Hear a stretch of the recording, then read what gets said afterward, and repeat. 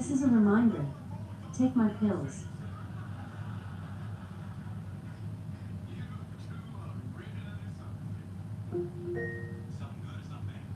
This is a reminder. Take my pills.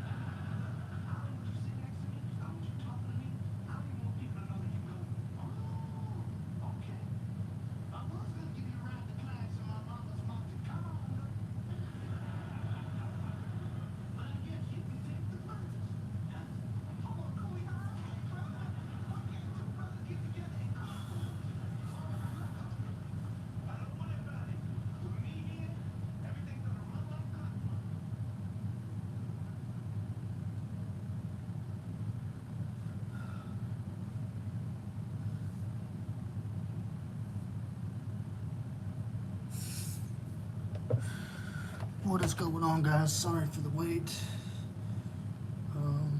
1 second.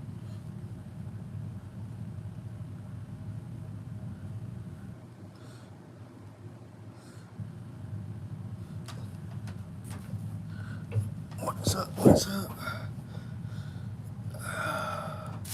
Apologize for the wait, guys.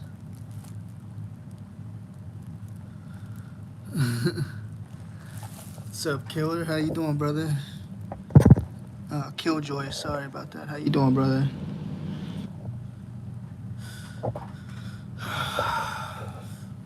Sorry for the wait. Had to do some things. I pressed the play button just to get people in here. Didn't expect to be gone that long, but here we are. We're finally here. What's up, everybody? Hope everybody's having a great day. If you're just now joining, guys, hit that like button, like and subscribe, give me that thumbs up. Let's talk some wrestling. Gonna talk some AEW. Jon Moxley returned. Tony Khan apparently has a few big announcements apparently again, so we'll see if they're actually big. You know, a new Vince McMahon documentary is coming out on Netflix. That's pretty big, considering everything that's going on. What's up, Fluff? How you doing, brother? Good to see you. Hey, Fluff, if you ever want to trade some watch time, if you ever want to like trade an hour, man, send me your playlist. We can trade an hour. I'm always looking for people to trade. I think since being on Discord, I think a lot of it is harder for people to pay attention to unless they go into that tab.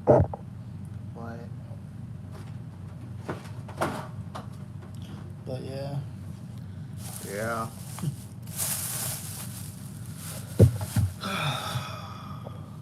Just posted a new video earlier, guys. Make sure you're checking that out. Meant to grab a Sprite, grab a ginger ale.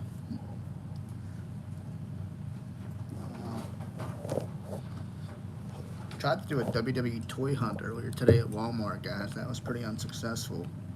You'll see in the YouTube video. I don't know what it is with Walmart, but they barely have any toys anymore.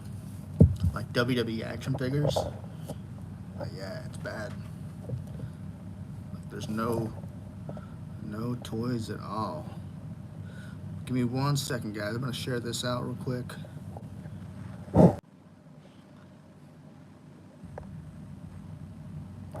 Yeah, man, they're definitely lacking some toys. They used to be really good with Walmart, like with toys and everything, but they suck now. Like I found maybe a WWE ring, little WWE action figures, like little, you know, like those little tiny ones.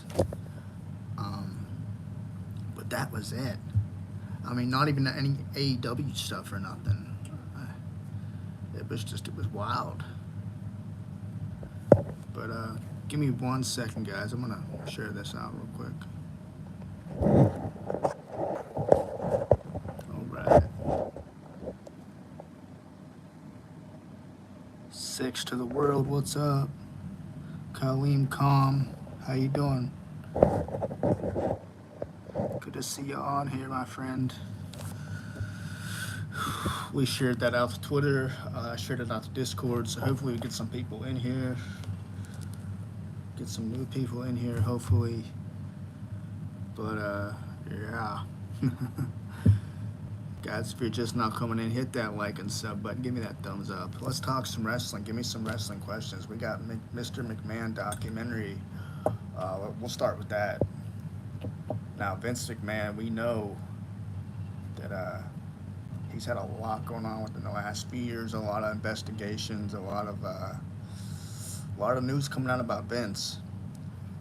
And we've heard about this documentary for some time now. We've heard that Netflix was doing this documentary for some time, but there was no release date. Well, Netflix is finally going to release this documentary. I don't know exactly when the release date is, but I just saw on Twitter today that, oh, and also Wrestling Days. Wrestling Days posted this on his Twitter account and, you know, everything else.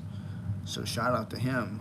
But It's interesting that WWE decides at Netflix. It's interesting they decide to put this Netflix out, like this Netflix documentary out at all because everything going on. So it's interesting to me that they decide to do this now.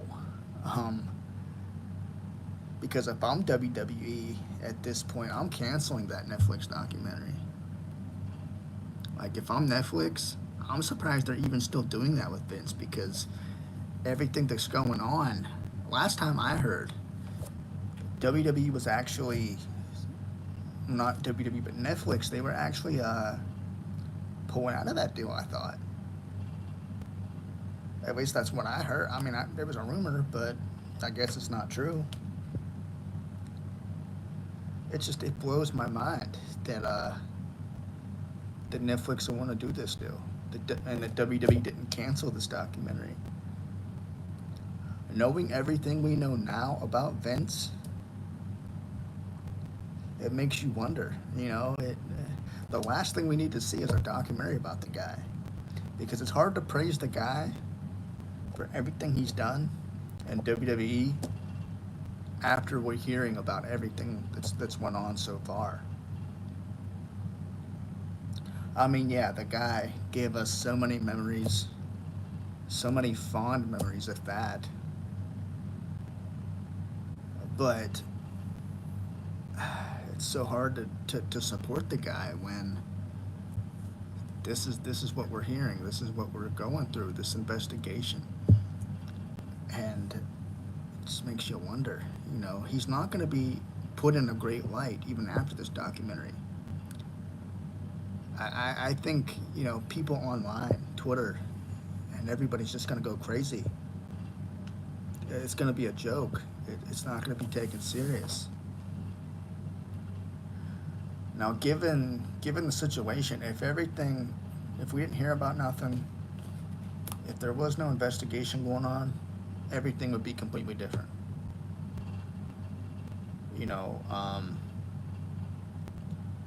Vince would be put in a lot better light than what he's put in now.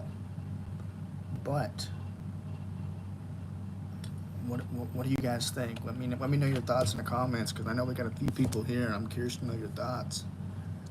But I just think this is a bad time for WWE and Netflix to release anything about Vince. Vince isn't even a part of WWE anymore. I mean, so why not let it go? And I get they want to honor the man, I really do, but terrible idea.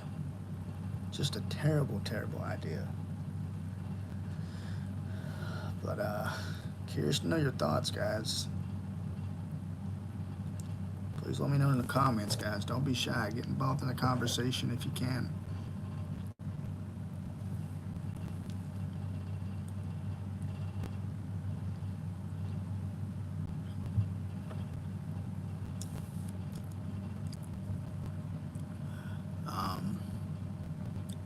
We're just going to kind of hang out today.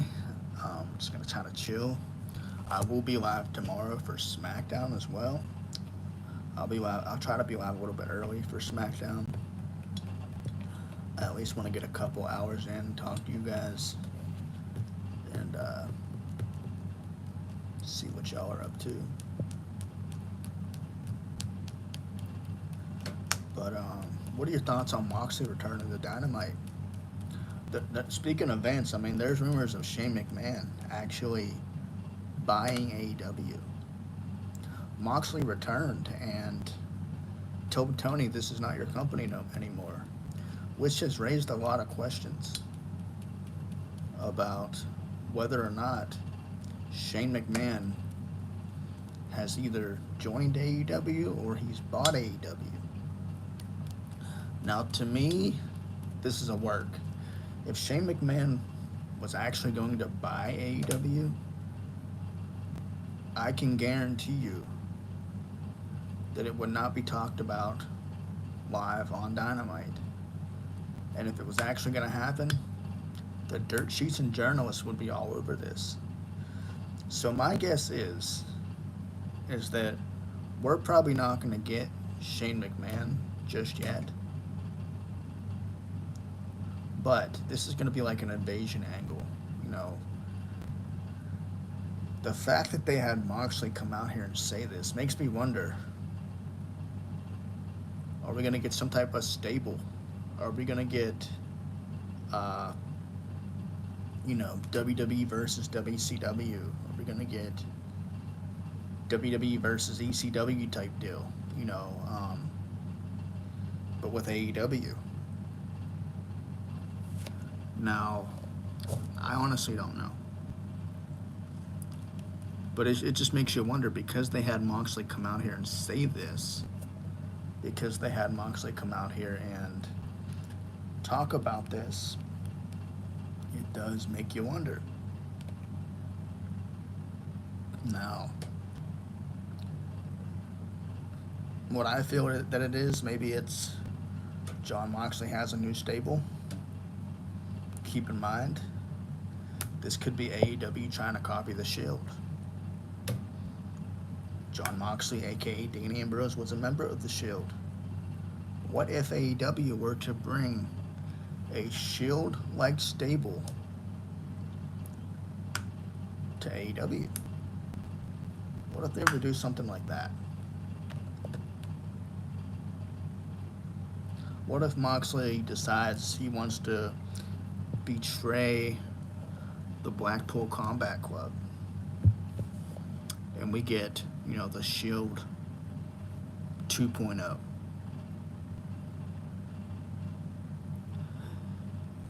this point, AEW needs something. If they're gonna, if they want to rip off talent or rip off factions, hey, at this point, go for it, because they need something.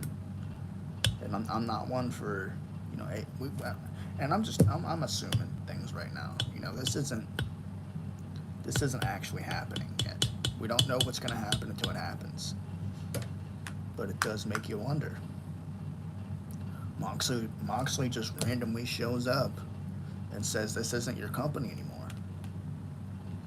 So it makes me feel like AEW's kind of swerving us right now, because when you think about it, we have been hearing for weeks Shane McMahon could be possibly buying AEW. And now all of a sudden we have Moxley come out and say, okay, this isn't your company anymore. So Tony Khan and AEW have obviously paid attention to social media and what social media is saying. So they're going to play with the fans a little bit. They're going to make them think, okay, maybe AEW has gotten bought out. So in a way, it is kind of smart by AEW to do this, and I'm not the biggest fan of AEW, but it is smart in a way for them to do this, because, it gets people guessing, it gets people wondering what they're going to do. And I'm not the biggest fan of Tony Khan, but I will say it is smart. It does get people, it does draw eyes to the product. And it definitely draws AEW some attention. But what exactly are they going to do? How are they going to follow it up? Does this make you want to watch AEW a little more? Yeah. But will I? I don't know. Anything could happen at this point, and I'm kind of just wondering, what will they do? Sorry guys, my camera's a little, trying to prop this up a little bit. And how will they follow it up? I don't know, but we'll see.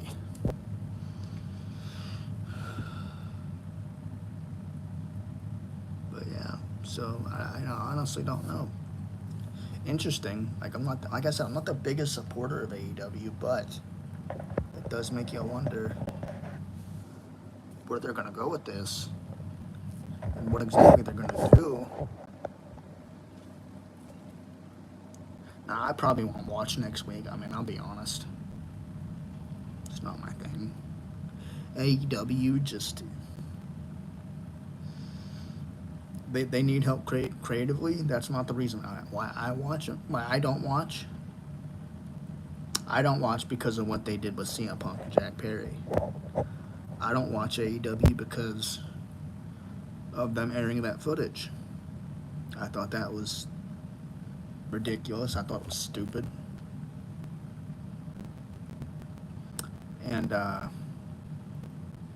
not a good way to draw support. But I refuse. And like I said, I love pro wrestling. I do. I'll watch TNA. I'll watch WWE. I'll watch New Japan. I watch Smoky Mountain. But I just won't watch AEW. I keep up with the news and I wish them well. But Tony Khan just does. He is, you know, one of the worst promoters that I've known, and he is too much of a fanboy of pro wrestling. He's not a businessman. And Eric Bischoff, you know, Eric made this perfectly. He put this perfect, you know. I was watching 83 Weeks by Eric Bischoff. And Bischoff said, you know, he has Jeff Jarrett in the company. Eric said, if I'm Tony Khan, I would give Jeff Jarrett complete control. Let Tony Khan stick to what he's good at. But give Jeff Jarrett complete control creatively. Because obviously Jeff Jarrett knows what he's doing. But keep Tony Khan as far away from creative booking as possible. Because that's where the problem's at. You know, you look at AEW. It's not what it used to be years ago. It's just not good product. Sad to say, but it's true. And to look at it now versus 2 or 3 years ago, or even when it first started, it's just not the same. A lot has changed. The atmosphere has changed. And while Tony Khan says the atmosphere backstage is a lot better than what it used to be when Punk was around, I don't know, you know. It might be, who knows, but that's not drawing you money. The atmosphere backstage isn't helping, you know, it's not putting butts in seats. I mean, Tony Khan, he lied about the numbers. I think it was for Wembley or London.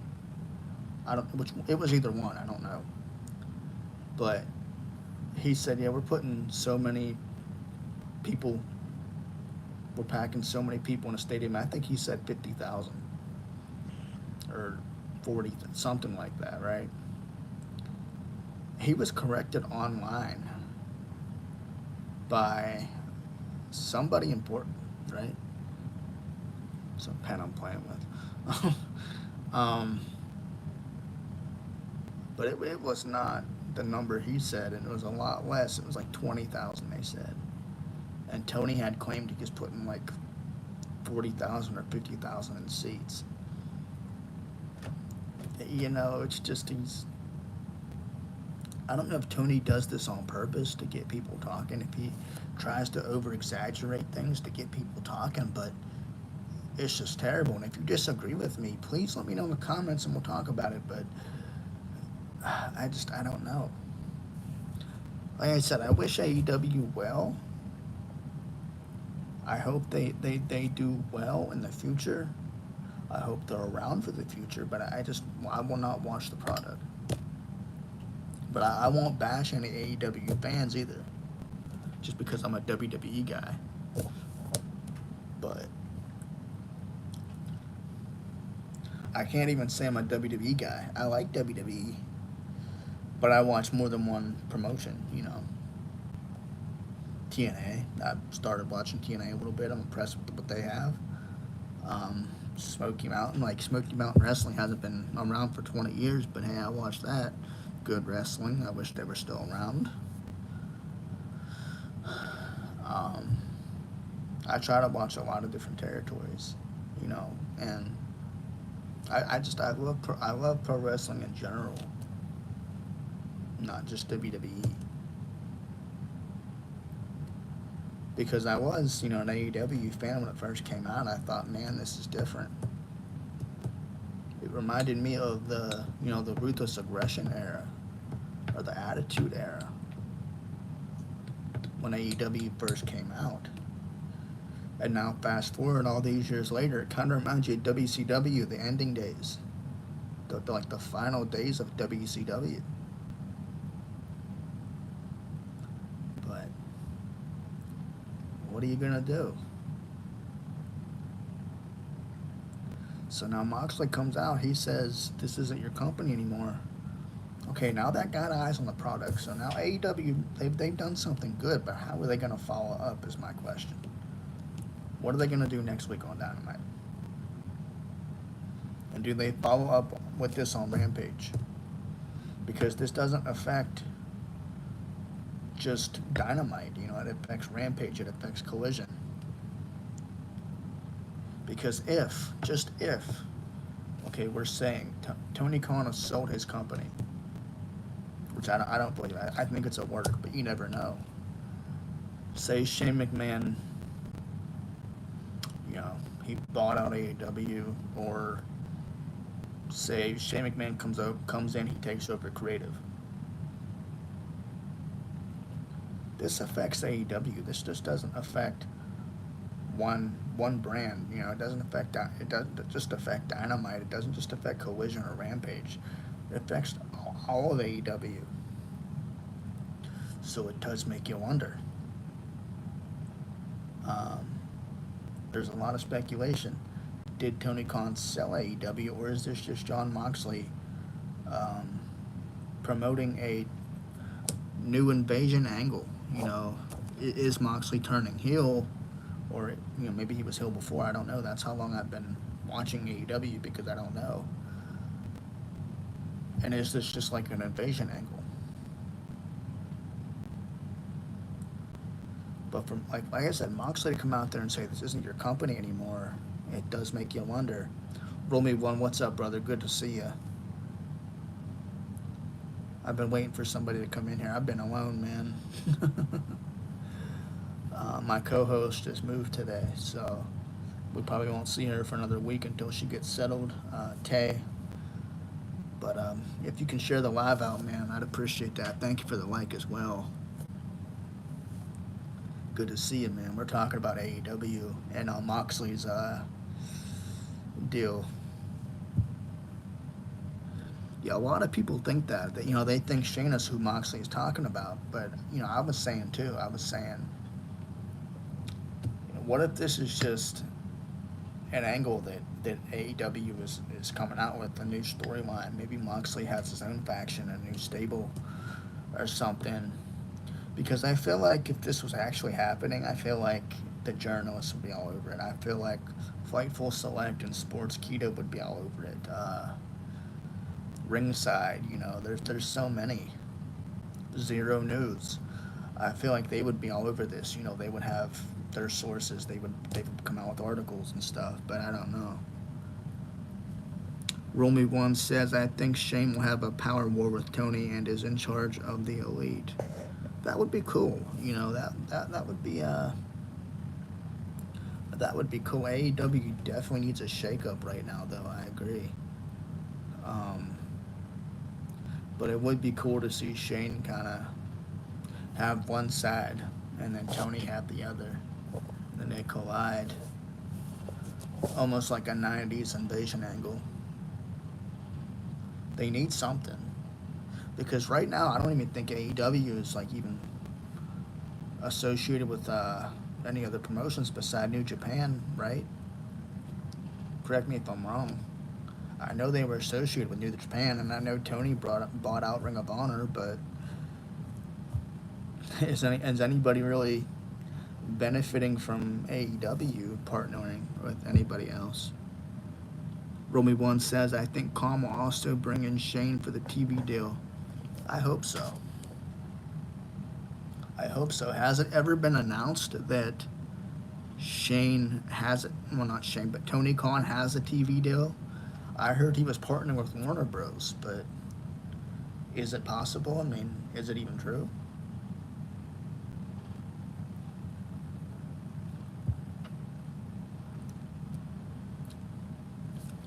My question is though, is how will AEW follow up with this? Yeah, we heard this week that Moxley, said that this isn't Tony's company anymore. Okay, now do we have to wait till Dynamite to hear about this? Because if that is true, then this doesn't affect Dynamite. It affects Rampage. It affects the whole company. So if I'm booking this, I would follow up with this on Friday with Collision or Rampage or whatever Friday's show is. I don't know because I don't watch it. I can't keep track of the 3 shows anymore. I know they do a show on Friday. I think that's what Rampage, right? Or I don't know. But if I'm AEW, I'd follow up with this on Rampage. But I don't know. Romy1 says, Tony says that the deal is progressing well, but with Tony, you don't know what to believe. That's true. Eric Bischoff says that Tony Khan does not have a TV deal. That this is just him saying that he does. If there was an actual TV deal, why isn't it announced yet? Why aren't we hearing anything more about it? Romy1 says, I think maybe Shane bought AEW. He has the TV relations. Yeah, I mean, I would hope so. For the sake of AEW. We discussed Jeff Jarrett a little bit ago, and how Jeff Jarrett said, and how Eric Bischoff said, if I'm AEW, I'm Tony Khan, I would give all creative control to Jeff Jarrett because he knows how to run a company a little bit better than Tony. Romy1 says, I can see AEW maybe leaving Warner Bros. Discovery and joining Fox due to Shane. Would be interesting, considering SmackDown is on Fox.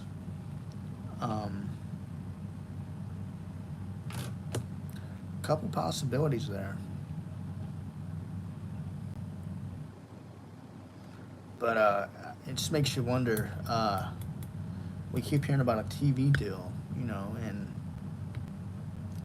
even though Tony says it's progressing, is he just saying that? Is he keeping us in the loop, just saying that because there is no TV deal yet? Or is there a TV deal and he plans to announce it soon? Is that what the new announcement is about? Because Tony Khan's supposed to have a big announcement coming up soon. I don't know.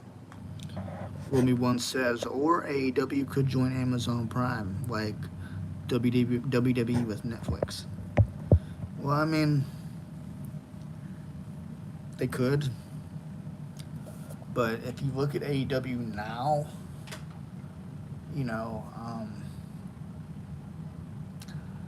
if they're not gonna, if people aren't gonna watch AEW on TBS free cable, I don't think they're gonna pay for it. I don't think they're gonna, purchase Prime or any streaming platforms to watch it. And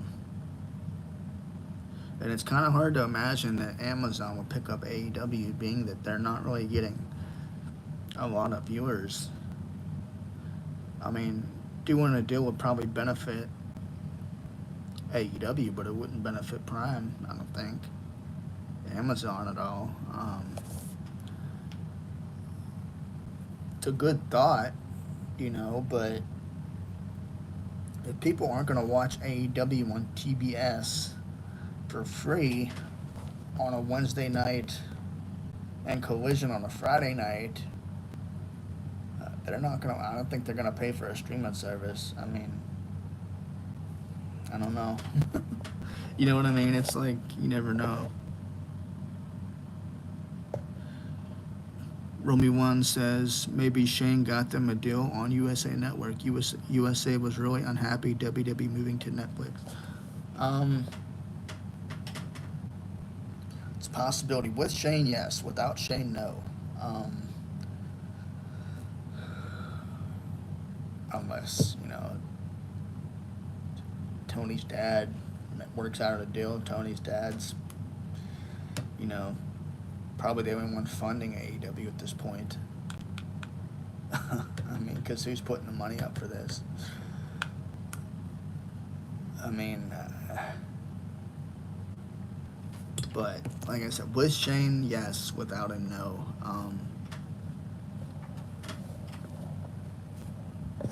But I have no idea. I know that USA was really unhappy with WWE moving to Netflix, as you pointed out. Yes, that's true. Because they've been, Monday Night Raw has been partnered with USA Network. It's been on USA Network for, oh my God, since I was a kid. I remember when, Raw was on Spike TV when I was watching wrestling growing up. And, when they moved from Spike, they went right to USA Network, and they've been there ever since, and that's been for years. Romy1 says NXT is moving to Vegas, and the PC Center could be sold. Can you imagine AEW buying it for Ring of Honor? Yeah, just out of spite, I know that Tony Khan, he bashes AEW every chance he gets. He's accused Tony Khan bashes WWE every chance he gets is what I meant. He just constantly, he accused them of contract tampering. So I could see Tony Khan just doing that out of spite. I could see Tony Khan just doing that, to benefit his own product. Which is crazy because when you think about it, I don't think AEW has a developmental brand.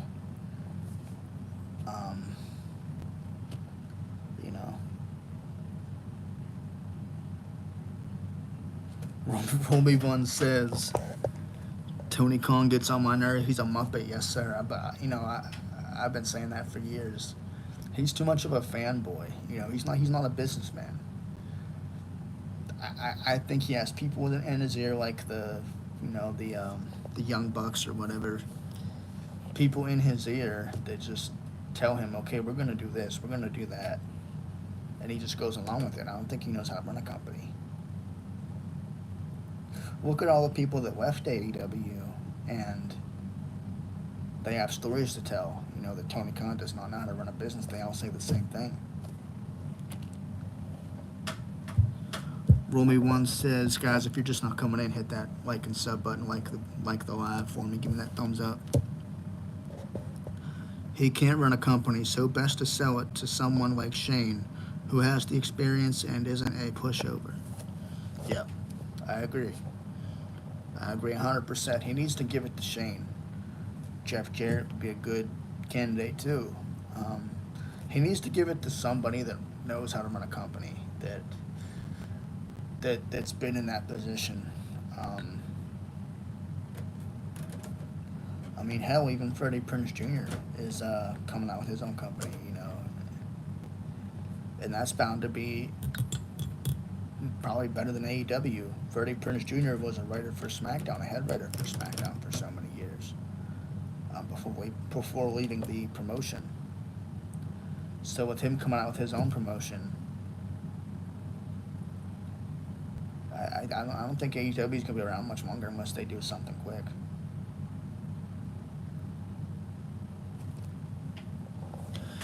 Romy1 says Mercedes Moné has creative control and is on big money.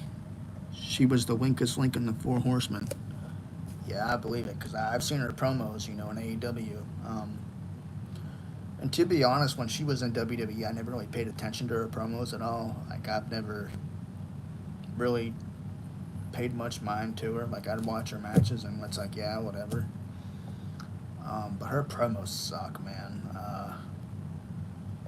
And honestly, I don't get the hype around Toni Storm either. time with Tony Storm, this gimmick. I think it's horrible. Um, but Mercedes Moné, just, I don't know. It's terrible. And I've never realized how actually bad she was at cutting promos.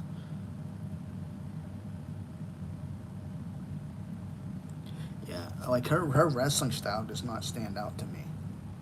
Her promos, you can't take her serious.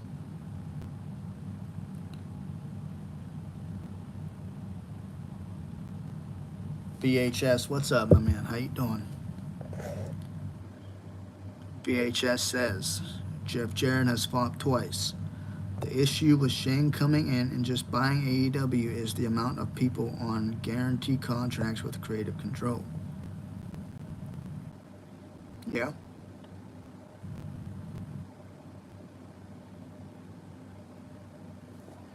But I mean, he needs something because he can't run a company. Romy One says Mercedes is so big headed and is average, and that's being nice. Romy One, I love the fact that you're so honest about your opinions. We agree with a lot of stuff too. You know, you're not afraid to voice your opinion. I like that. Um, VHS.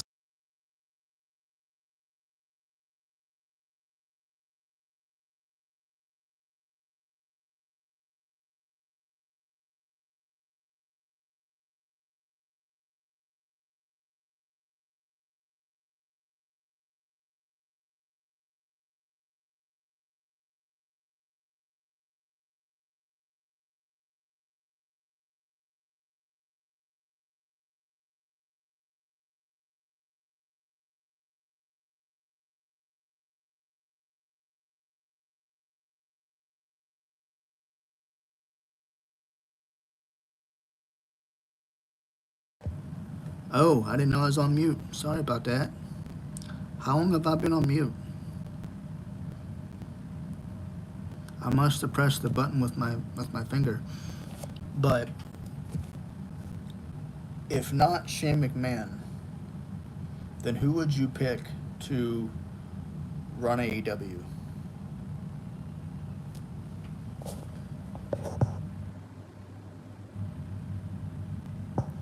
You said this has happened with WCW and WWF bought them. Yes, sir.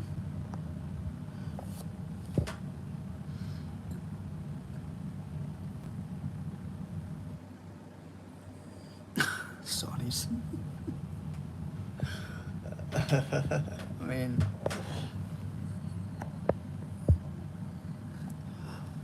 mean, to be honest,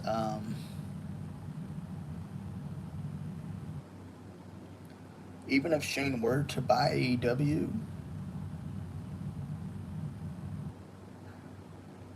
I wonder how much would even change.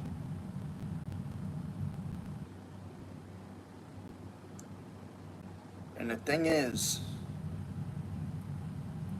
would Vince, I don't want to say Vince would be involved, but it makes you wonder. Would he have Daddy in his ear telling him how to run a business? I mean,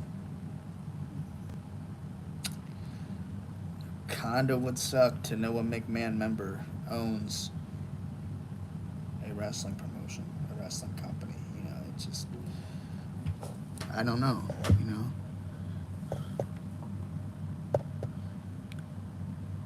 VHS says Tony Stormer's the woman carrying the women's division. Yeah, I know being a heel isn't that bad. Her with the elite gives the elite a tiny bit of a. See, I'm just not a fan of Tony Storm. I don't understand the gimmick. It's like a Hollywood gimmick. I don't know, but it's terrible. And I know the Jim Cornette in me is coming out.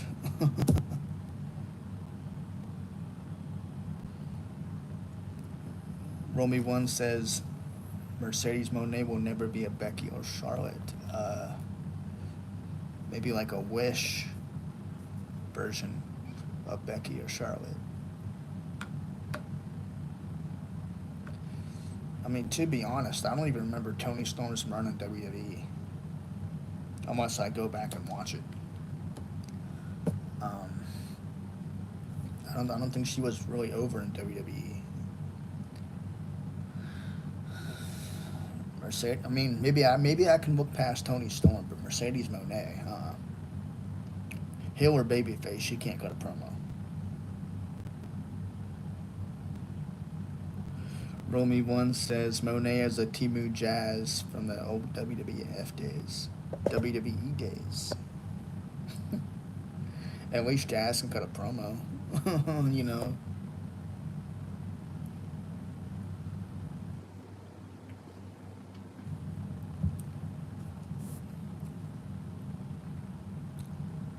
I don't know, man. And I'm not the biggest fan of Charlotte, but I, Charlotte Flair can put on a match when needed. She can put on a good match when needed. You can't really depend on Mercedes Moné to do that. I don't know.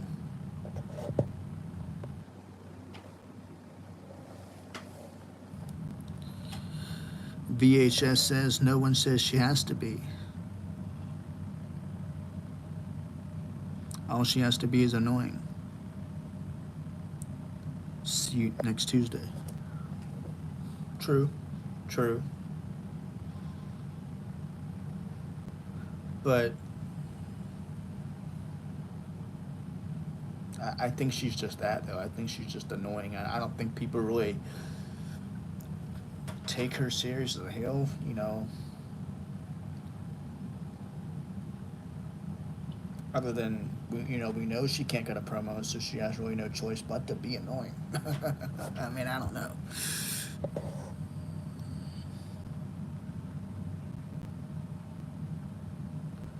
Rule me one, I have no idea who that is. Who is she, my brother?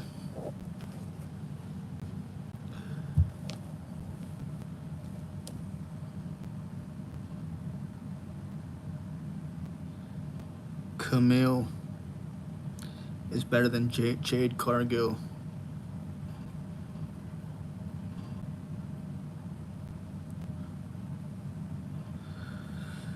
VHS says the one thing that passes me off, that pisses me off, is how they stalled the Jack Perry push, and I feel like it's the Bucks' fault. You know, Jack Perry, that's a whole nother subject. I'm not a fan.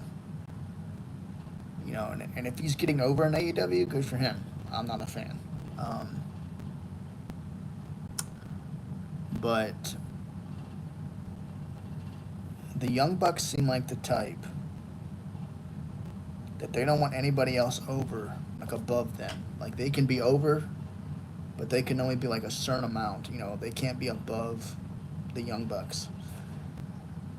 I think, what, 90% or 50% of AEW is 70% is the Young Bucks. That's all you see on AEW. Young Bucks this, Young Bucks that, Elite this, Elite. You know, it's just. I've said this from the beginning. You know, AEW centers around the Young Bucks, Omega. You know, the Elite.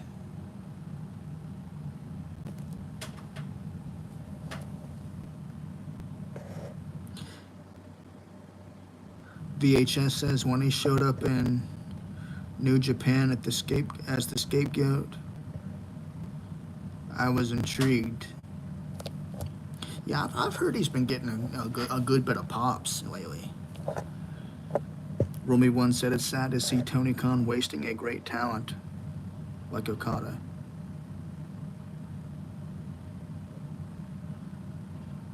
VHS, you say no, even Omega. What do you mean?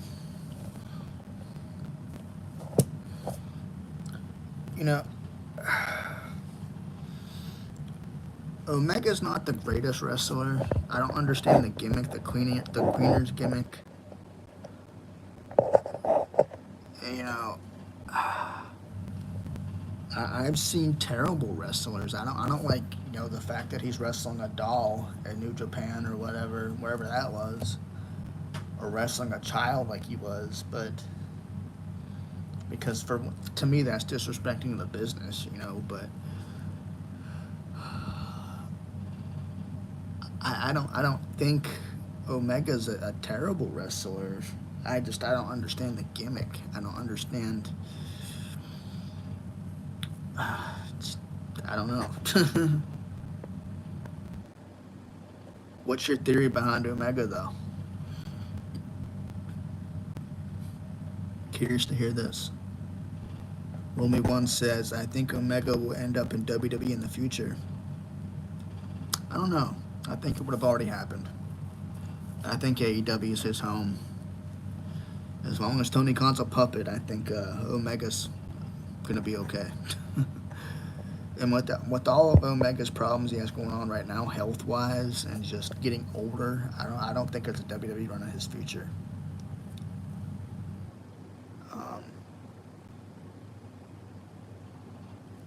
I mean, there's always the hope of WWE and AEW partnering in the future, but the way things are going now, I don't see that happening.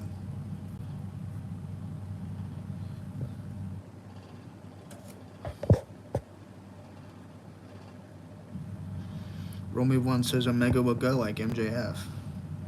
See, MJF, I could see him going to WWE, but I see MJF being treated. Sorry, my phone's just falling everywhere. I see MJF being treated like EC3. As much as that gimmick worked, the EC3 gimmick worked in TNA, MJF's gimmick would not work in WWE unless it is completely uncensored in Netflix. So I don't see MJF leaving I almost said NXT, leaving AEW until 2025 when WWE has that uncensored deal where MJF can pull off that gimmick. Because in a PG era on WWE television, even though we're slowly getting away from that, we're not, you know, we're still there.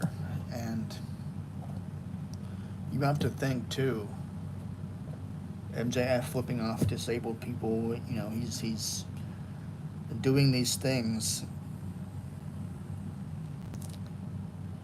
outside, and WWE has this, you know, the Make-A-Wish, they have the no bullying things.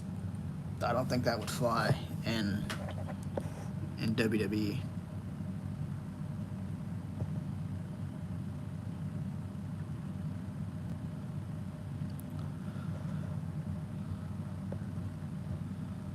VHS says, when their contracts was up, Omega, the Bucks, and Page, they decided to vote.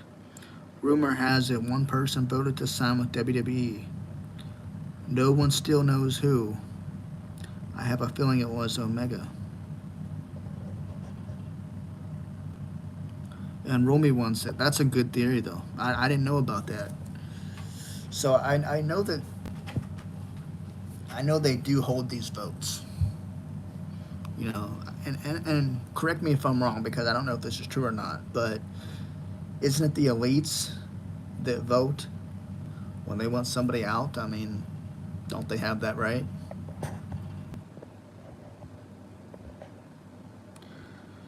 Romy One says Netflix will let MJF go full throttle. I would hope so. Romy One also says Omega will run his contract and show up at Royal Rumble to Cody in the future. I mean, be a decent match, I guess.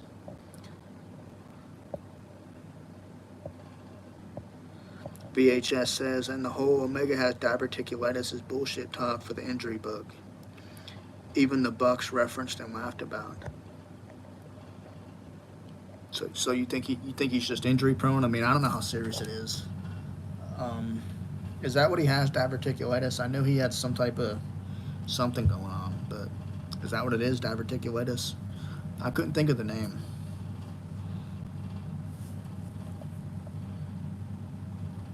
My point is, though, he's up there in age. I don't see him going to WWE anytime soon. Just with, you know, I don't know. I think his career is just winding down. I would hate to see another Chris Jericho situation where he just won't retire, or the Hardys even at that. And I love the Hardys. I love Jericho, but you know, if Omega wants to save himself from more injuries, if he's that injury prone, don't sign with WWE, where you're going to be on a full schedule, traveling, probably multiple injuries. You know, I don't know. Anything's possible, but who knows?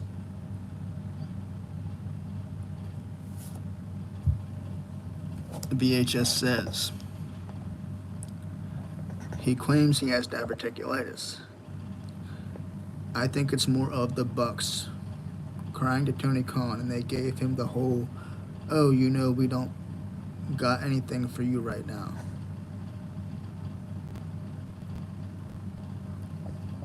Yeah, possibly. One excuse after another. Yeah, I could definitely see that. Good theory. Romy One says the Lucha Bros are definitely NXT bound. Yes, sir. I think NXT is a good place for the Lucha Brothers. Anytime people say the Lucha Brothers, I think of Luchasaurus. I don't know why.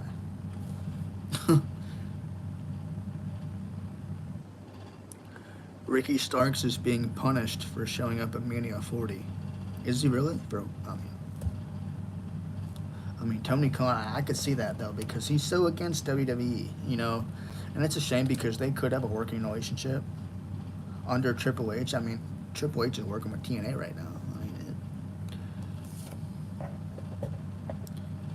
Romy One says, but Omega might have changed his mind because Omega has a relationship with WWE, and Kenny hates him for what he does to talent. Hey, my brother's here. What's up, bub? Mind you guys, this is just a live chat. You know, it wasn't really planned. I will be live tomorrow at 8 p.m. for SmackDown. A little bit earlier than 8 p.m., but here we are tonight. But I will be live tomorrow, so make sure you tune in tomorrow, too. Just figured I'd come on here and chat. Thank you for the like. I appreciate that.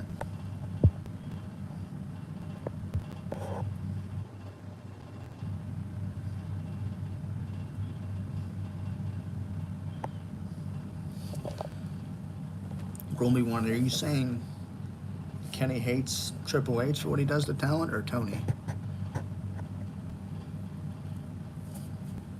I'm curious to know why Ricky Starks is being punished, though, for showing up at WrestleMania 40. Is Ricochet on AEW now? Yeah, he just debuted.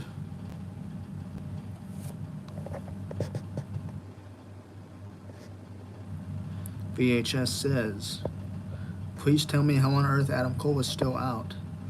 Is his ankle made out of glass? Nope, he's probably shelved because he is more over than the Bucks. Yeah, that's what I said earlier. You know, it's like nobody can get more over than the Young Bucks right now. Which if he's still injured at this point, I thought he was nearing return whenever MJF came back.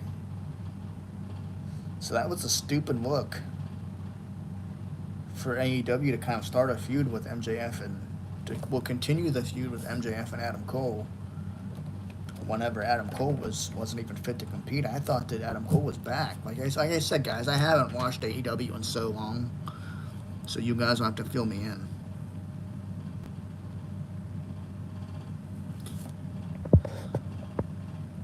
Romy One says Adam Cole and Britt's relationship is rocky and Cole moved back to Florida. I've heard that. I think you're the one that told me that.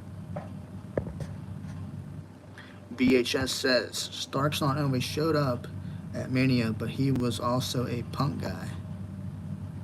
How can you not be a punk guy, though? And if you're punished for that, so be it. I mean, AEW showed footage of Jack Perry and CM Punk for ratings, so makes you wonder, you know, they're using Punk to get ratings and stuff, so it makes you wonder, you know, who's the Punk guy? I don't know. I believe it though. It's true. VHS. Everyone that was cool with Punk is being punished. Yeah. Isn't it funny though that the other night on Dynamite, I didn't watch this, but I did see a clip of it. I didn't watch it live, but I saw a clip that after Moxley said AEW is not your company anymore, they shot to a guy in the crowd wearing a Punk T-shirt. I thought it was funny.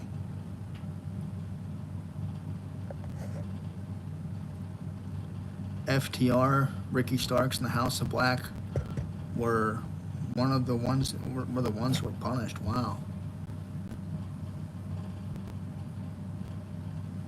I'm surprised FTR is even a part of AEW. You know, last time I heard about the House of Black, they were hard to work with backstage, is what I heard. Rule Me One, Punk was a massive influence on the AEW roster, and to let him go was the biggest crime in history. Yeah. Yeah, I agree.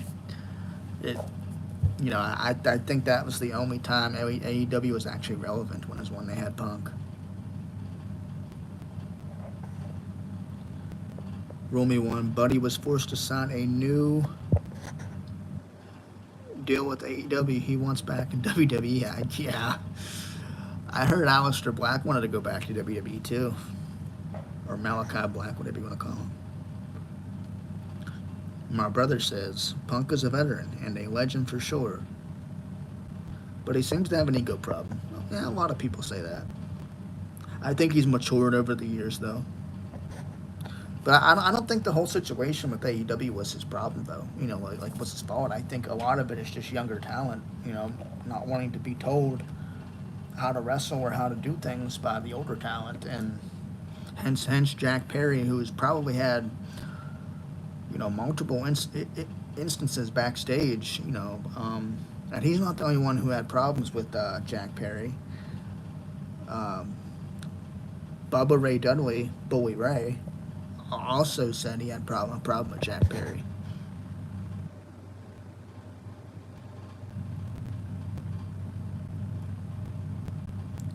Rule Me One says, Aleister, I bit my tongue. Ow. I bit my tongue. Ow. Ruby One says Aleister is going back. His contract is running down fast. I would hope so. The House of Black, they seem like such a promising group, but it's just not working. I love the pairing of Buddy Matthews and Aleister Black, being that the singles matches they had together in WWE were amazing.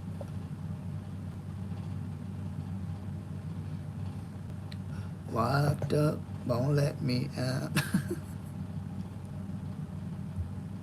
House of Black versus Wyatt 6. I bit my tongue, sounded like Jack Swagger. Yeah, I mean, probably sounded like Cody Rhodes a little bit too. Or Dusty. The American Dream, Dusty Rhodes, baby.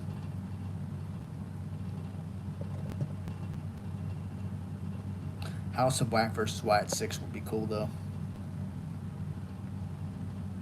I'm trying to get the 10 likes, guys. I'm trying to get some more people in here. I've shared it to Twitter thinking it would help, but nothing's really trending right now, so. Hey, you're fine, brother.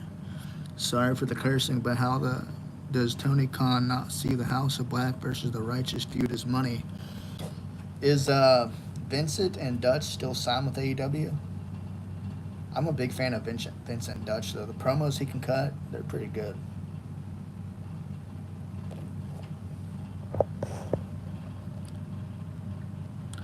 Rumi One says WWE, I think, was foolish for letting Lashley and MVP leave. Well, I mean, Lashley, yes, they were foolish. MVP, not really. I mean, what were they going to do with them? Yes, they could have brought back the Hurt Business, which would have been great. I'd love to see like the Hurt Business versus the Wyatt 6. We never really got the Hurt Business versus, or did we? The Hurt Business versus Final Testament. Because I know at WrestleMania we got Lashley versus Karrion Kross, but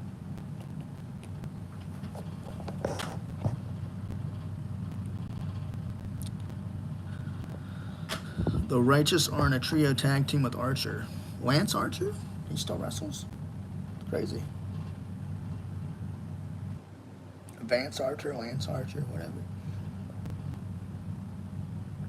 I'm never really a fan, but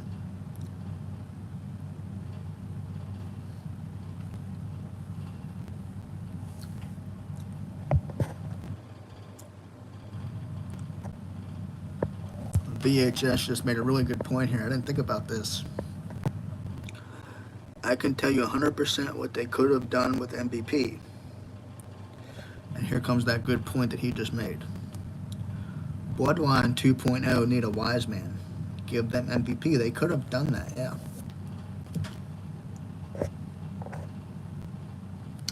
They could have, you know. Final Testament has Paul. Doesn't really talk. The Bloodline, they need somebody to talk for them. Solo's not bad at cutting promos, but if you're gonna have the original Bloodline with Paul Heyman, you gotta have, you know, some type of manager.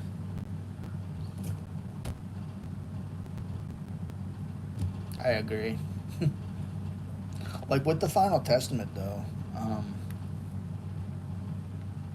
you know who'd be really good for the Final Testament? Which I'm not a fan of the Final Testament because they're just being wasted right now. They a lot of promising with, you know, but it's just they need to break the gimmick up.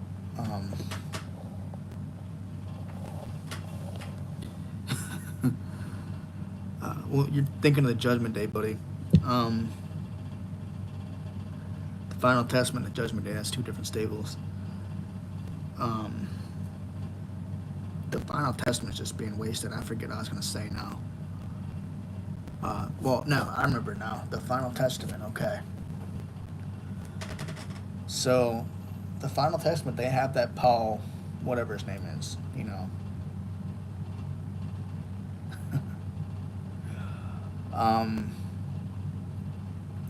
You know who'd be cool to be in that position? To be like a manager and can actually talk for the Final Testament? Instead of just standing there and looking goofy like Paul? Would be Father James Mitchell from TNA. And I think he worked for WCW too. He'd be perfect for that gimmick. He'd be perfect for the Final Testament. Because right now they have Scarlett who doesn't talk, she's just there. They have Paul who doesn't talk, he's just there.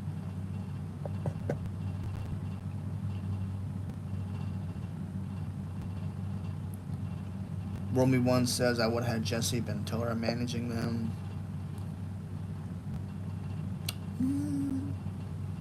I'd have to dig a little deeper into Ventura. Like I know who Jesse Ventura is, just Jesse the Body Ventura. But I haven't really paid attention to much of his promos or nothing. Romy One says Raven to manage Final Testament, maybe? Yeah, that'd be a good one. Kaleem Khan, what's up? You said Foley 6 before. What do you mean by that, buddy? What do you mean by Foley 6? Guys, make sure we're tapping the little heart reaction on the side there. I think that pushes the live out. Make sure we're liking the live too if you're just coming in. If you haven't liked the live yet, please hit that like button. Give me that thumbs up. We will be live tomorrow for SmackDown. VHS says, I have a better idea for Cross. Keep Scarlett with him. Add the Unholy Union and Shotzi with them. Let him be a Charles Manson gimmick, where he hides behind a wall woman who do his dirty work. Yeah. Good point. I mean, maybe if you grow a beard. I don't know if he was, I don't know if that would work. I don't know. It's just, I'm not really behind him as I was. Like he was good in NXT, he was. But ever since coming to the main roster, it's like you watch him and it's like, yeah, it's not he's not really that entertaining. I mean NXT, I think the guy looked like a hitman. He didn't really look like a.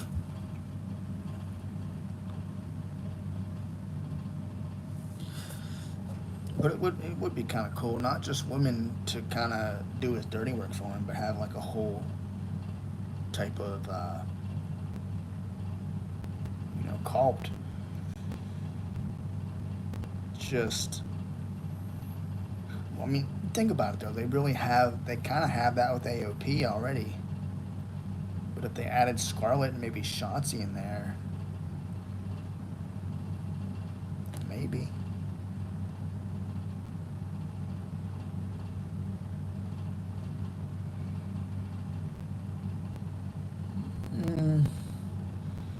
Yeah, it's a good point. I mean, they have Scarlett. I don't understand why they're not doing anything with Scarlett in that group. Yeah. Didn't she play a pivotal role in NXT when it came to Karrion Kross? Like her and Pollard's kind of pointless. They even have a part of the group. They don't do nothing. I mean, Paul was a man of few words, and Scarlett she doesn't do nothing. I mean, I don't even think she wrestles. She don't even wrestle. I don't think she's had one match on the main roster. It's just a waste of talent. I don't know. It's not really doing anything for Karrion Kross.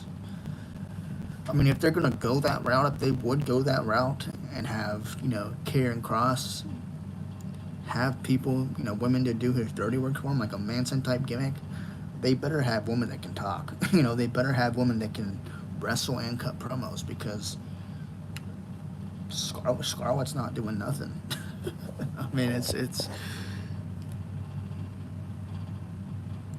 VHS says, can you imagine planting a few women in the audience where he picks them from the audience to pledge the allegiance to them?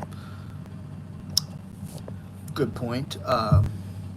Much like kind of like the Straight Edge Society, Selena Deeb, she kind of pledged her allegiance to CM Punk. What they would have to do, obviously, they can't pick out some random woman legitimately. They'd have to, they'd have to actually be wrestlers that they play in the crowd. But they could go that route, Definitely, yeah, that's a good idea. I hope you wouldn't shave their head or nothing.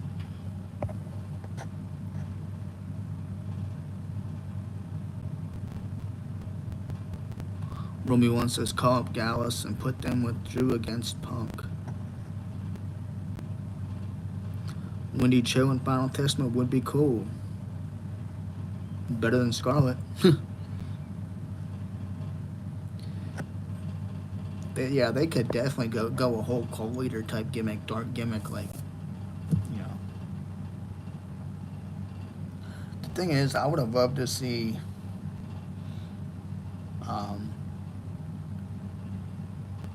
drawing a blank. I'd love to see the Judgment Day versus Final Testament. Now, I don't know if it's because it's the AOP that are with the Final Testament is why they're not getting over.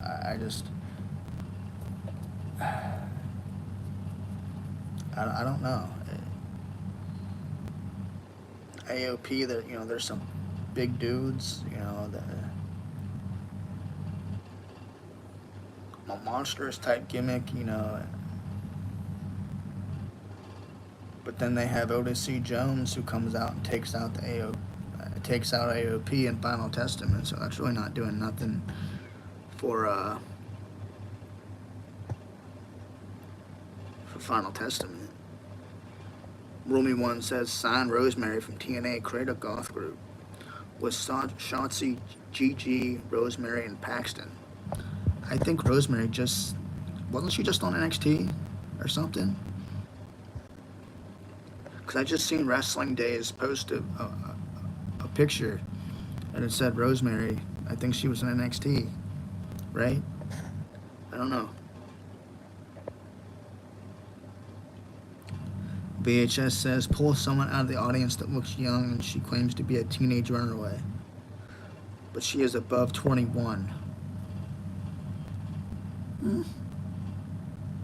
Yeah, I mean, the thing is, how are they going to explain that later on down the road when she leaves? I don't know.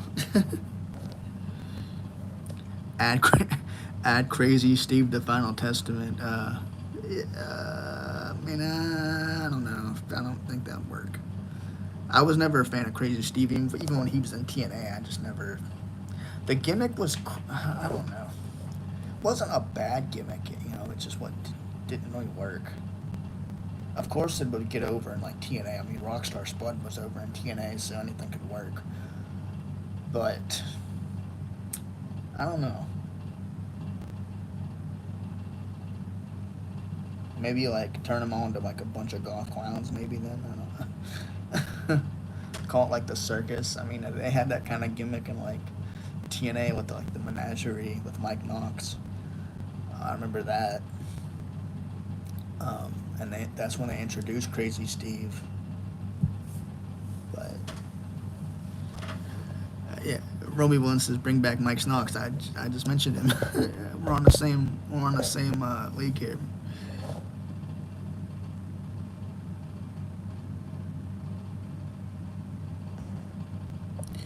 The easiest way to get away from that is Cross as a con man. Elaborate, my friend. What do you mean? Bring back Mike Knox and let him stalk Scarlett like DDP to Undertaker. That was such a failed storyline.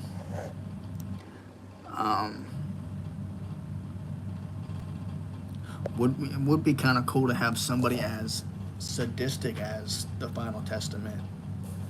That's why I said the Judgment Day. Like, what you think about the Judgment Day now? The way the Judgment Day was before, I'd say like with Damian Priest, Rhea Ripley, up against the Final Testament. Yeah. But the way the Judgment Day is now, it's kind of, you look at them, it's kind of like they're kind of a joke. They got Dominic Mysterio, who, to me, really doesn't need the Judgment Day to be a heel and be over. They have Carlito, who has no business being a part of the Judgment Day, which is just goofy. Finn Balor right now. Finn Balor, maybe JD are the only ones who really fit in the Judgment Day, but is when Edge, Edge made the Judgment Day look good, Edge, Priest, Rhea, but they split that up quick, and then we got 6 months worth, 6 months worth of Edge versus the Judgment Day.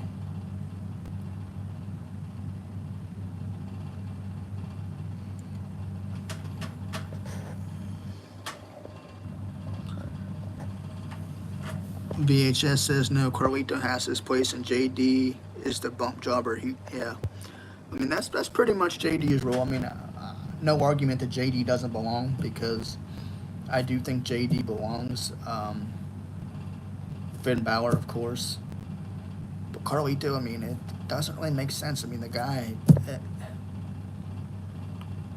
That's where I have a problem with Carlito. Is the fact that he's there. It doesn't. Carlito is the bump guy, yeah, but does that make the group look like the dark, mysterious group that they once were? No. I mean, Carlitos walks around carrying an apple. They show segments of them playing video games backstage. His one-liners were funny. He was comic, yeah. Carlito in the group doesn't make sense. I'm not the only one, I don't think it makes sense. I don't even think they said he was a member of the Judgment Day. They just kind of threw him in there.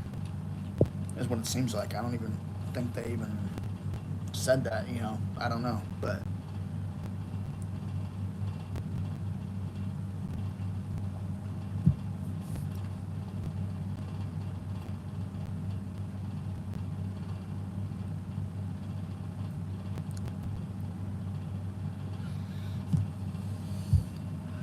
But I mean, Carlito, talented guy.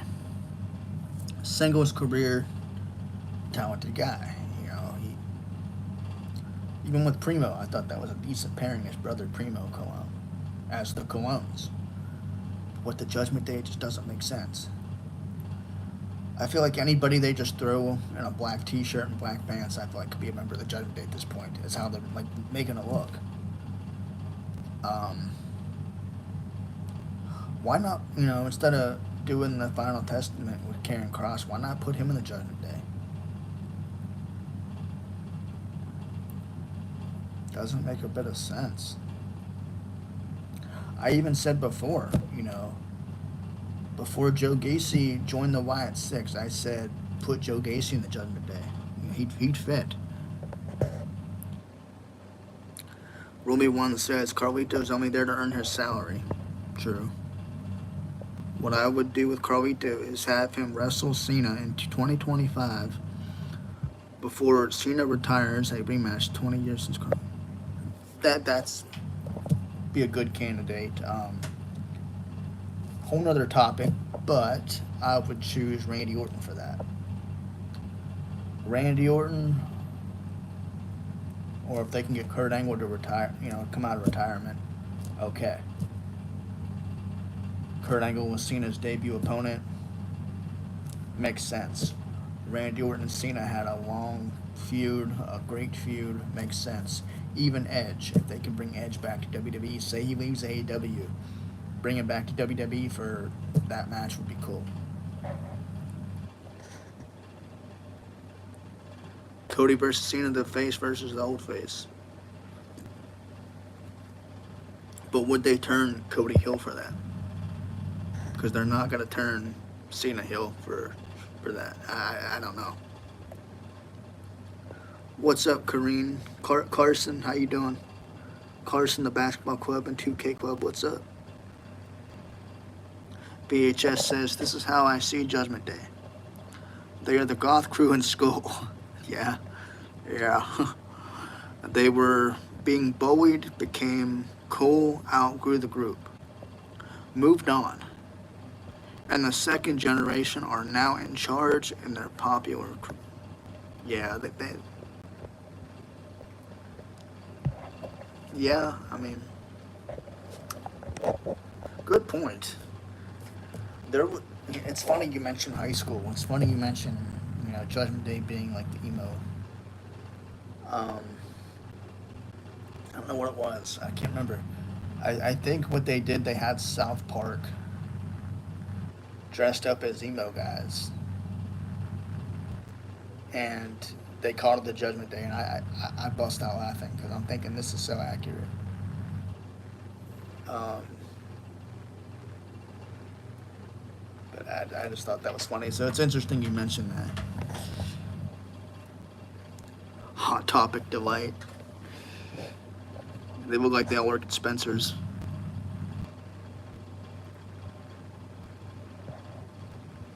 The Goths, the Vamps, the Emos.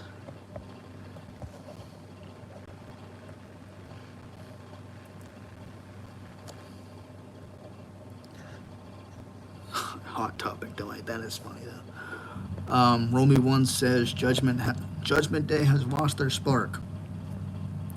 It's not the same without Rhea and Priest. It's like Oasis without the Gallagher brothers. You crack me up, Romy One. I do agree they have lost their spark. I think they were taken more seriously in the beginning. But I think the addition of, and I'm not discrediting Dominic, but I think he's made the group kind of look silly.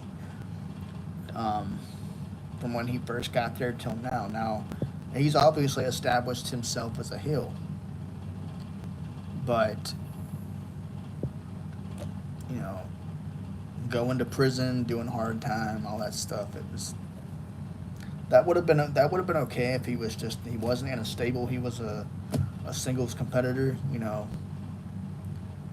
But when you're in a dark looking faction, a heel looking dark faction, Brood type looking gimmick like the Judgment Day, and some people might argue, that's not true. Dominic Fitz, whatever. But then that's where we get with the whole Carlito.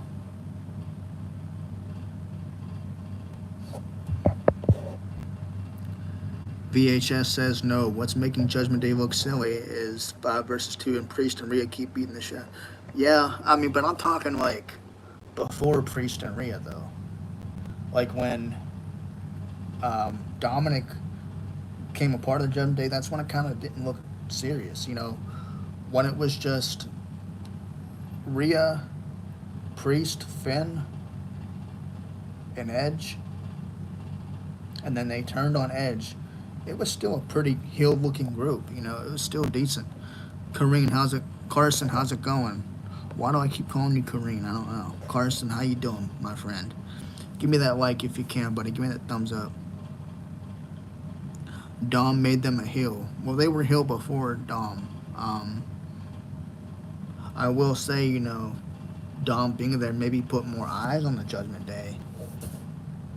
But I think if anything, thank you for that like, appreciate you. But I think Dom right now does not need to be a part of the Judgment Day to be over as a heel. And I even said that about Rhea Ripley. Like, even if they were to just take Rhea Ripley out, I think that the Judgment Day would have been fine with just Priest, JD, Finn, and whoever they want to put in there. Because Rhea was doing fine without the Judgment Day. She was established as a heel women's champion. Dominic was, you know, the Judgment Day brought Dominic, you know, out as a heel. But does he need the Judgment Day now? No. The guy can get booed just doing his own singles competitor stuff.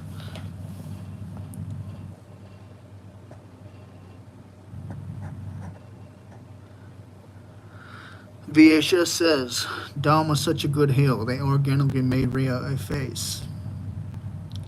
Hard to not make Rhea a face, though. I mean, she's phenomenal. You know, I will say it's harder for heels to get over because, and they had this problem with Bray Wyatt. Bray Wyatt was such a loved heel. You know, I love Bray Wyatt. Babyface or heel, it works. Randy Orton being a heel wouldn't work. It would work, you know, 15 years ago, but Randy Orton is so much loved as, you know, just everybody loves Randy. They're going to cheer for him no matter what. That's just the way wrestling is.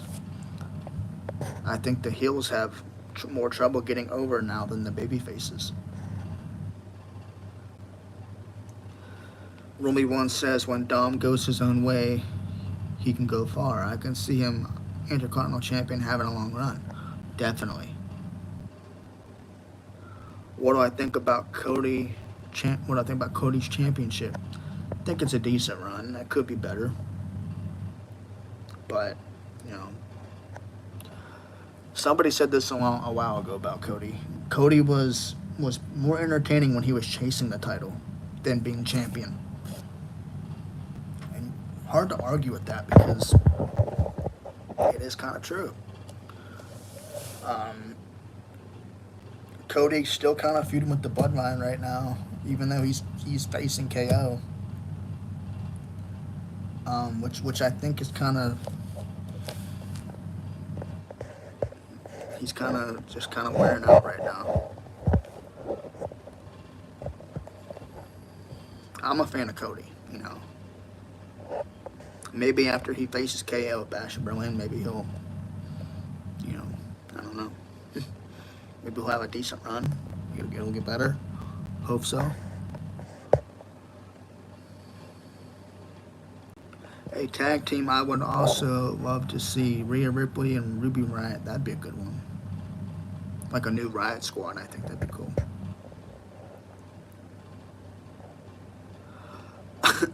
I wanted to see Liv give Dom a lowrider.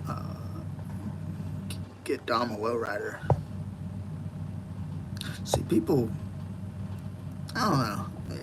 It's funny in a way that people compare Dominic to being Eddie's kid, but at the same time, it's like it's kind of just, I don't know, kind of wore off. Like the whole thing with Dominic and Ray, still facing each other, still even being involved. It's just kind of like, we've seen it before. it doesn't need to really be revisited.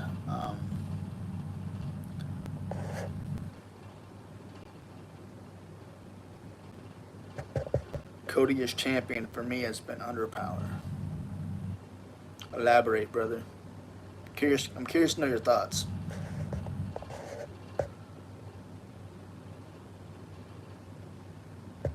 Dominic is the new Kerwin White. Isn't Kerwin White Carlito's old gimmick? Why does that name sound familiar? I think that was Carlito's old gimmick, right? Before Eddie passed. I know Carlito had a gimmick where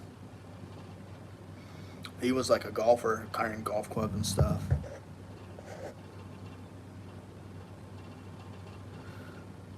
VHS says the thing about Dom is he will never have Eddie's charisma. I agree. VHS keeps saying no. Rumi 1, it was Chavo's, okay. What are you saying no about, VHS? I thought it was Chavo's, I wasn't sure. It was Chavo's old gimmick. Yeah, I thought so. Kerwin White, that name sounded so familiar. He had like the blonde hair. He looked like Carlton Banks from Fresh Prince. You know, like.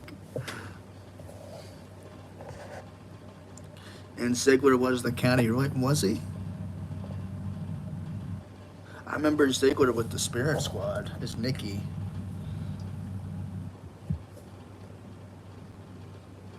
Because I remember Chavo's gimmick, but I don't remember. Mind you, I was a child back when Chavo wrestled in that gimmick. Let's see. Eddie died in 2005, right? So, 8, 9, 2001. I was 9 years old watching that when Eddie died. Under the Kerwin White gimmick, I was 9 years old. I'm 28 now, so. No, I'm not 30, for those who wondered.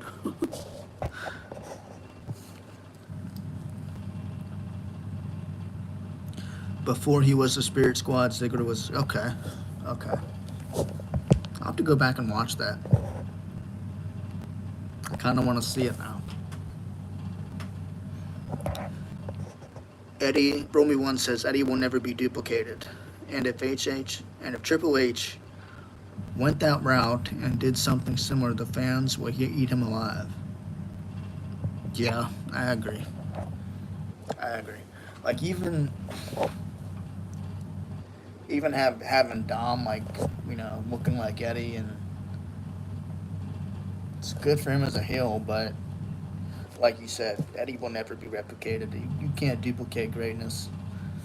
I said that with Bray Wyatt, you know, like when he passed, you know, he'll never be outdone. Taker, you know, will never be outdone. Shawn Michaels, there'll never be another Shawn Michaels. The way that guy sells and the way he puts on performances is amazing. But yeah.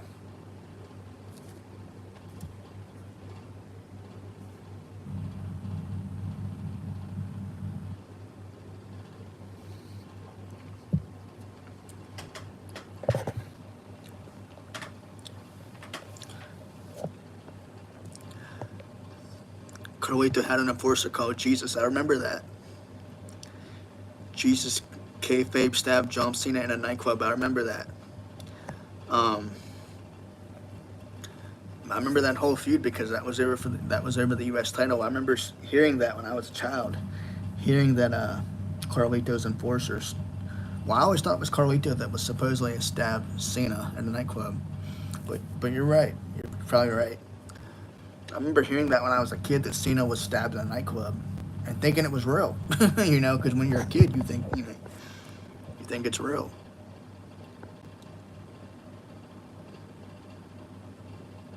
They wrote John Cena out so he could film the Marine. Okay, makes sense. Because I know he came back and he faced Carlito at a pay-per-view event after. I think it was for the U.S. title. Romy 1 says, do you know Carlito's enforcer who stabbed Cena was supposed to be New Jack? Is that a joke? Is it real? Because New Jack would have actually stabbed him if it was New Jack. That's why I said it would have made more sense because New Jack. I mean, New Jack would stab a guy, tase a guy. He didn't care.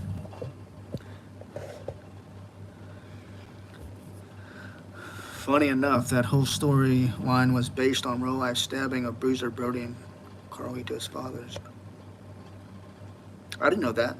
I know Bruiser Brody was stabbed, but was that under Carlito's father's promotion? Wasn't his name Carlos Colon, if I'm not mistaken? Romy One says New Jack was contacted by WWE that didn't get it because he annoyed Vince in a tryout. Well, I mean, WWE probably had good reason not to bring New Jack in. I mean, you push that guy over the edge, and you're gonna get hurt. Look at the mass transit incident with New Jack. If you haven't seen that, watch that.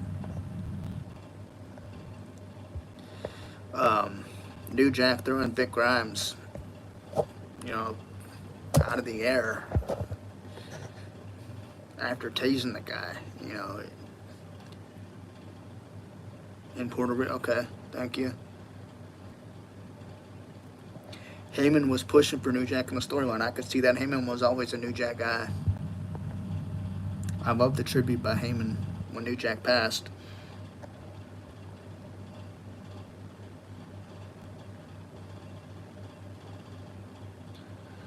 VHS says gimmick New Jack versus Jacob Fatu in a fuck around and find out match. Be interesting. I don't think has Jacob Fatu ever been in a death match at all, or I think if New Jack was still here, though, I think he would be a part of those death matches we see nowadays, though. I was just talking to somebody, a friend of mine. I was talking to them about how popular. Unplug my phone real quick. I was talking to my friend about how popular death matches have become. Abdullah the Butcher versus New Jack would have been dope. Yeah, him taking that fork. Yeah. It would have been a good one. Nick Gage versus New Jack. I was just about to say that. Nick Gage versus New Jack. I'm not a fan of Nick Gage, but that'd be cool. I'm not the biggest fan of death matches. I'm not the biggest fan of hardcore wrestling. You guys probably heard me say that before. But it's just not my thing.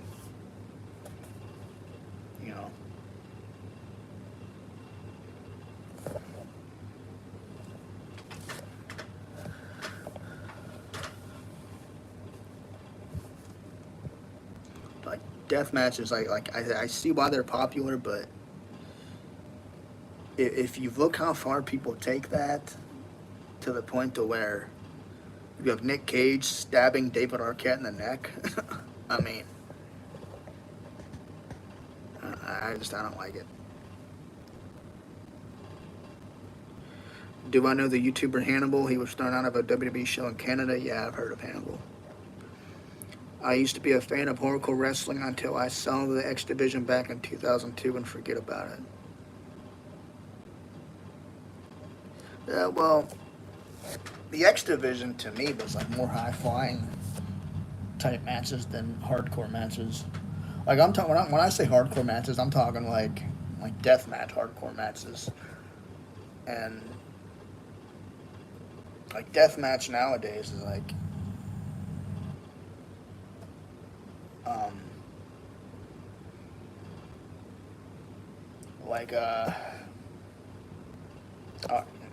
not ECW, but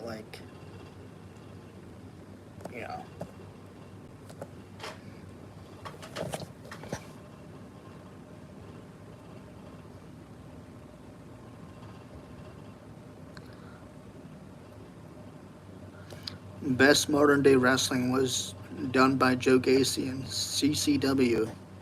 I'll have to check it out. X Division wasn't just about high flying. X Division was about no limits. Well, yeah, but there's a difference between the X Division style of wrestling and hardcore wrestling, like we're talking about. Like, when I say hardcore, I'm talking like New Jack,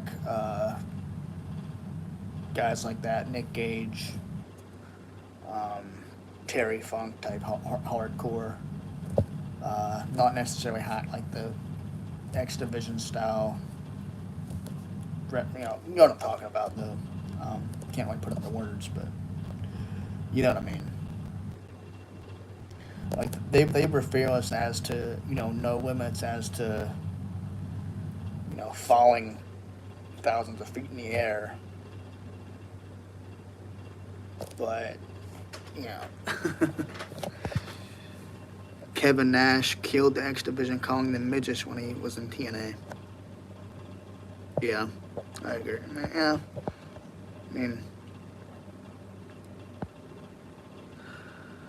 VHS says no. I agree. I'm saying that the X Division was what turned me away from hardcore wrestling. Yeah, I could see that. Makes sense.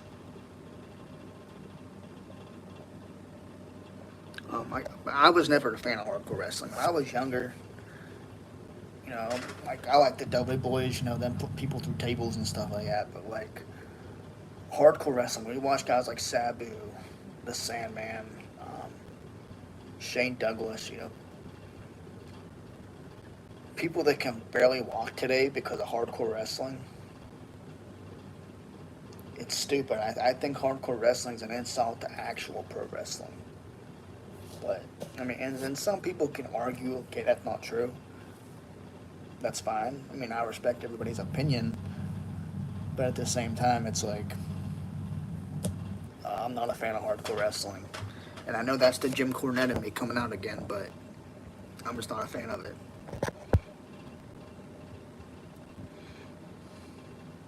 X Division made me a fan of the X Division and just made me go with hardcore wrestling. I like the X Division style matches with the X on top of the, hanging from the ring and they have to go for that. Those were cool.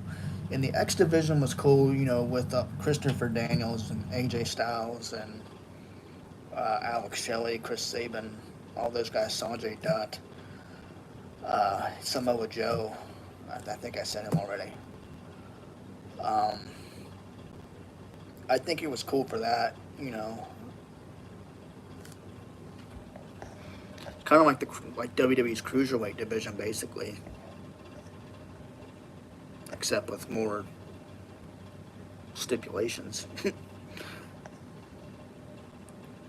Romy One says, "Old WWF was dope. Bubba Ray Dudley powerbombing Mae Young off the stage to the table. Mae Young was a menace, She told Kurt Angle one time, if you're going to slam me like one of the boys. I think she could take more bumps than half the men in WWF. She was tough." VHS, Nash legitimized the X Division because, again, it's the no limit division. Yeah.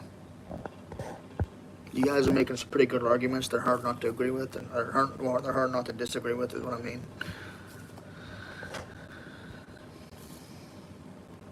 Romy One says, TNA ladder match, take the belt and put it on the hook, to then take it off again was so stupid. You guys remember the Feast or Fired matches? Those were pretty fun to watch. You never knew who was going to get fired or who was going to...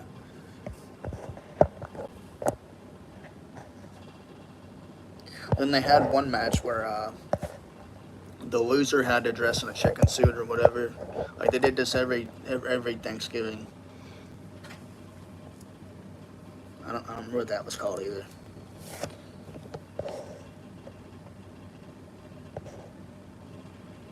Cruiserweight division had a limit of 200 pounds. Well, sorry, Samoa Joe. Abyss, Nash, and others were a part of the X Division. I remember Nash being a part of the X Division. I don't remember Abyss, but I do remember Nash. Because I remember, I think Nash had a feud with Chris Sabin at one point.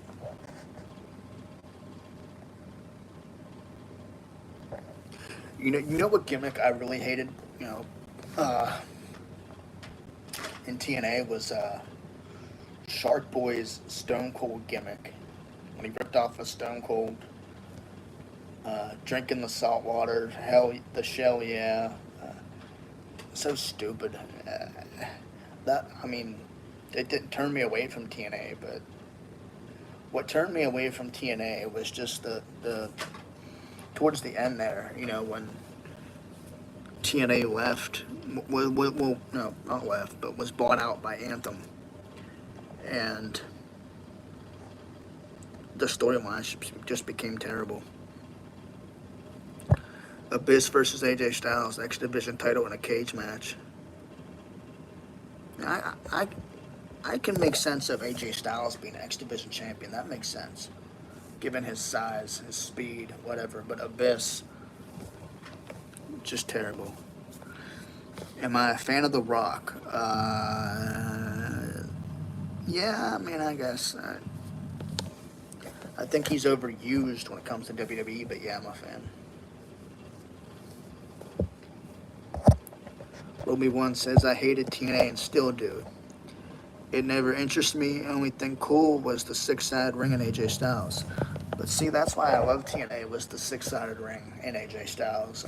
Samoa Joe, Jay Lethal, James Mitchell, James Storm, Robert Roode, Chris Sabin, Alex Shelley, Jeff Jarrett, Christian Cage, R-Truth, Ron Killings, and the six-sided ring. It was just different from the pro wrestling you're used to. I think it was just different, and that's why I liked it.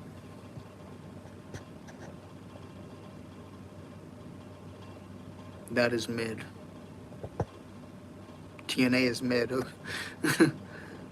What turned me away from TNA is once Hogan took over and it fell apart. Mind you, 10-10-10, Jeff Hardy's going heel was brilliant. I love Jeff Hardy's heel turn, man.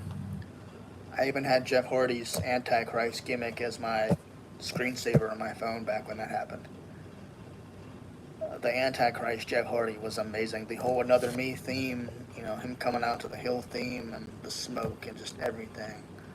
The Antichrist belt, the purple belt he had, that was something. The promos, the vignettes, oh my God. It was just something. And to see it end the way it did with Victory Road and Sting, it was hard. Something that TNA tried to erase, but it won't be forgotten. TNA now is like a deer that hit a car windscreen full force and is limping on the side of the road waiting to be sniped. You got a good choice of words, brother. But I'm a fan of TNA. I think TNA is doing better now. Like, TNA is actually being talked about a lot more than it was 5-6 years ago. You look at TNA now, they can draw a crowd. You look at AEW and next, it's not doing so well. Jeff Hardy was good. Yes, he was, Carson. Good to see you on here, man. Thank you. We're at 5 likes. Thank you, guys. Probably on for another 5 minutes. Call it a night.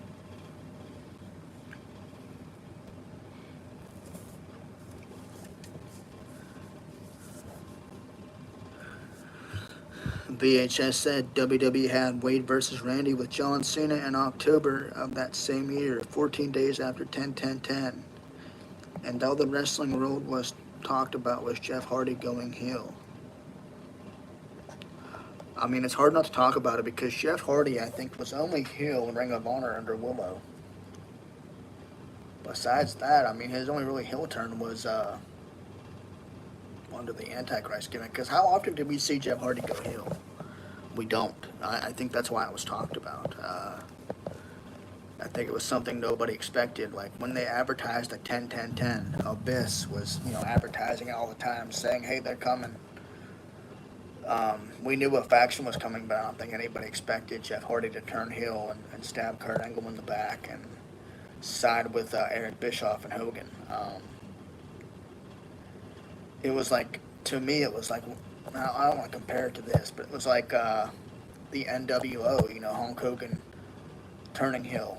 That's just, I don't know. It was just cool. It brought back like just something cool. Slammiversary just did buys, and the crowd was half empty, just like an AEW show. I mean, I still think they're doing better than, I can't talk, better than AEW.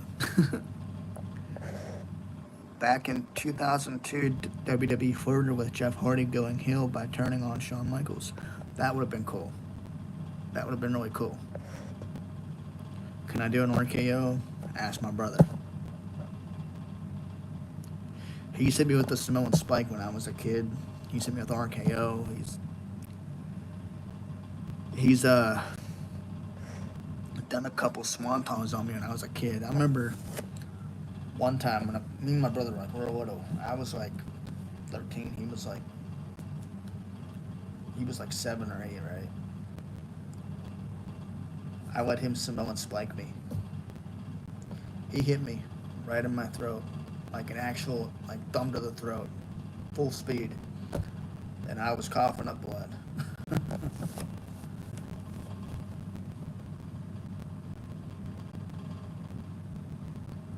Look at the pitchers that didn't do well. Best plays onto the Giant. Yeah.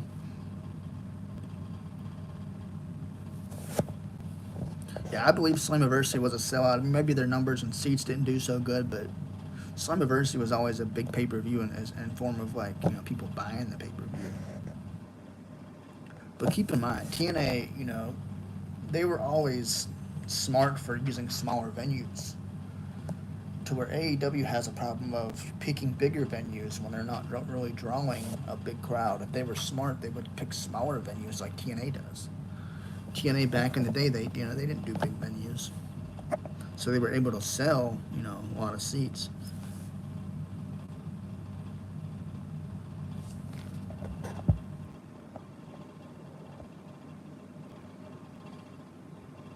Half sheets of black sheets over them. Pay-per-view buys may suck, but the event itself is a sellout. My point exactly.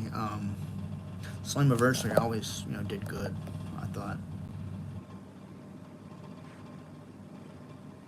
Dynamite yesterday was a disaster, I believe it. GCW Global Force, no, GCW, what's it? Global Championship Wrestling is a show. I love great talent and stories. GCW, I read that wrong. I thought you meant GFW, Global Force Wrestling. I read it wrong. What do I think about the Girl Championship for WWE or TNA?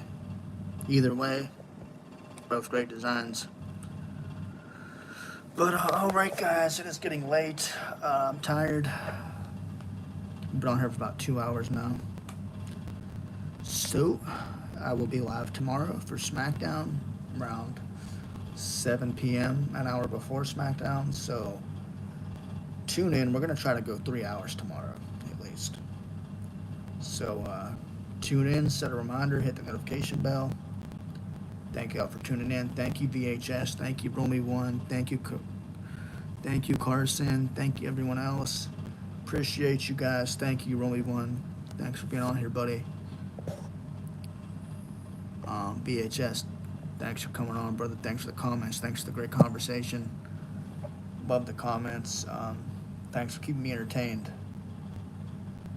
So, we'll see y'all tomorrow night, guys. Make sure you're here. Love to see you guys again. All right, have a good night, guys. God bless.